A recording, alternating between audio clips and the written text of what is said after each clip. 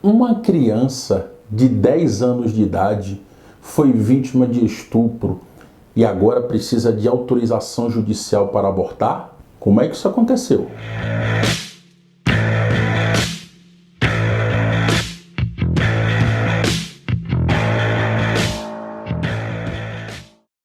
Como vão, meus amigos, tudo bem? Espero que sim. Estamos aqui hoje para tratar de um assunto que rendeu manchetes no final de semana e no início da semana agora, sobre uma criança de 10 anos de idade que engravidou em razão de violência sexual alegadamente praticada pelo tio. Vamos tratar esse fato sobre 3 aspectos.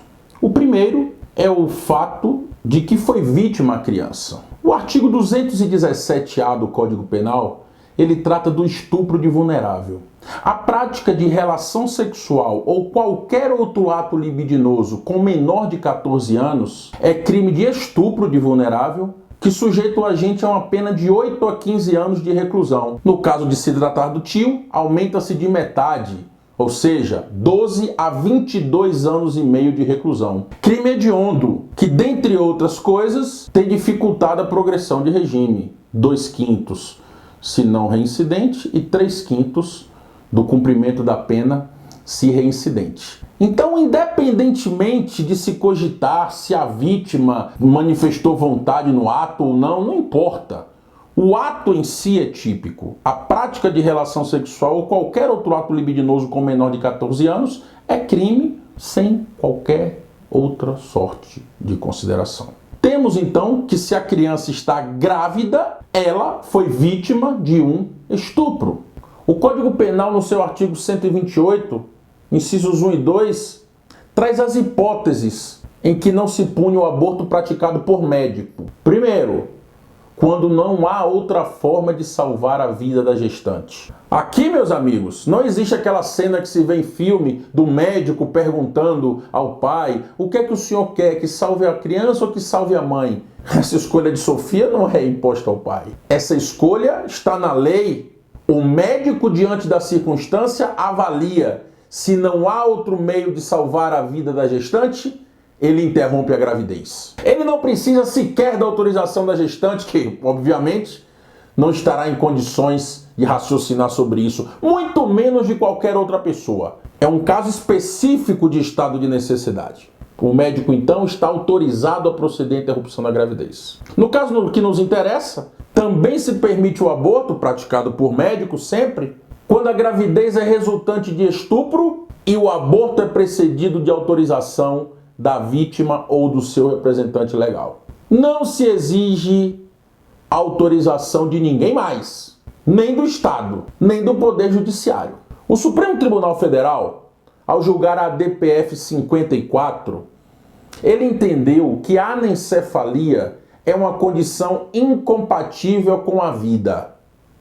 Se a anencefalia é incompatível com a vida, e se o aborto é um crime contra a vida, a interrupção da gravidez nesses casos não caracteriza aborto. Não é que o Supremo tenha criado uma terceira hipótese de autorização de aborto não prevista em lei. Simplesmente ele entendeu que aquela circunstância não caracteriza aborto.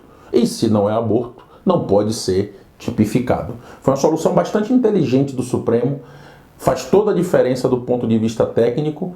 Nós não podemos dizer que existe uma terceira hipótese de autorização para aborto criada pelo Supremo. Temos essas duas. E o que nos interessa é a que é resultante de estupro e o aborto é precedido de autorização da vítima ou do seu representante legal. Então, o primeiro estranhamento que me vem é a discussão de que o judiciário está discutindo se autoriza a prática do aborto ou não. Como se trata de processo de violência sexual contra a criança, a regra é o sigilo dos atos processuais. Nós não tivemos acesso à decisão judicial. Portanto, não vamos especular sobre os seus termos além do que foi mostrado, fotografado. A imprensa teve acesso, não se sabe como, algum vazamento. E o juiz teria decidido que, sendo vontade da criança a interrupção da gravidez, ele estaria autorizado. Queremos crer que essa questão da autorização judicial, ela se deu por conta da omissão dos responsáveis legais pela criança. Noticiou-se que ela tem uma avó, mas não se falou de pai ou mãe. Então, diante da omissão dos representantes legais, a aí sim, provocado pelo Ministério Público, pela Defensoria Pública, o Judiciário supre no âmbito cível a vontade da menor. Pode ter sido nesse sentido a decisão. Então, dito que tivemos um crime, dito que existe o direito ao aborto independentemente da decisão judicial, nos resta analisar coisas que aconteceram nesse caso concreto. É legítimo, numa democracia, que as pessoas manifestem seus pontos de vista, que as pessoas levem aos seus representantes legitimamente eleitos. Se alguém não está satisfeito com a possibilidade de realização de aborto, que discuta isso de forma civilizada. O que nós não podemos ter como natural é que pessoas exponham o nome da criança, exponham o local onde o procedimento será feito, para que outras pessoas vão lá exercer pressão sobre a criança, sobre o médico que se dispõe a fazer o procedimento. Isso é algo que extrapola o limite do direito de manifestação. E mais, quem expõe o nome da criança comete um crime previsto no Estatuto da Criança e do Adolescente. Na nossa lida como advogados, nós tivemos a oportunidade de conviver, de conhecer adolescentes e mulheres que foram vítimas de violência sexual. É um crime que deixa marcas indeléveis na alma da pessoa. Certamente é algo que não será esquecido.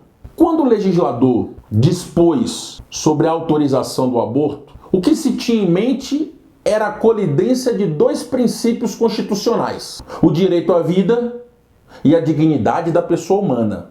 Direito à vida do nascituro e, do lado de cá, a dignidade da mãe, da mulher.